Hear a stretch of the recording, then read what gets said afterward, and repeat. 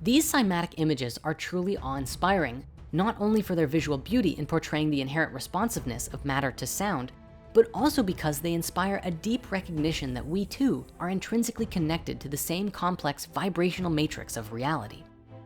As we explored way back in Spirit Science 7, the particles that make up the entire universe move in these very same geometric wave-like patterns. So we can see that at every level of reality, the essence of cymatics is present. Now, let us pretend that these really are ancient gold mines, as many people today believe they are. It would appear then that with a deep understanding of the phenomenon of cymatics, that the Anunnaki were able to mine gold or perhaps move it around using the frequencies of the earth. And thus their gold mines were designed very specifically to resonate with the sounds of the planet, allowing them to do their work more easily. We know today that sound levitation is fully a thing and may even be a great key to flying vehicles one day. So is it possible that these sites are the ancient remnant of sound levitation and like uses on an absolutely massive scale? Some sites, such as this one, are even more unique, having seemed to be constructed to very precise phi ratios. I know that so far we've been drawing all of these miners with pickaxes, and we're going to continue to, but please know that this is for the ease of telling the story for us today. To these ancient miners, they'd probably think pickaxes were a fairly limited and primitive technology. Regarding these ruins, the man responsible for leading the research on the electromagnetic fields of these sites is Michael Tellinger, who wrote the following about his experience there.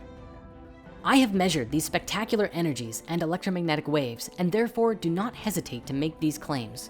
The fact that these circles are all connected by the stone channels makes it very clear to any scientist who works with electricity or energy that the stone circle complex is a giant energy generating grid that was most likely used in the mining and processing of gold on a scale unimaginable to us today. From Michael's work, he suggests that there was a civilization living at the tip of South Africa, mining gold for nearly 200,000 years, a civilization which at some point completely and suddenly vanished from the radar. Now, for those of us today who don't believe these stories are true, we must ask the question, what in the blazes were ancient primitive humans doing with all of that gold? What did we use it for? Keep in mind, the general consensus is that at this stage in human evolution, we were purely hunter-gatherers. It was not until after 9,500 BCE that the 8 so-called founder crops of agriculture appear, and these ruins are dated significantly older than this.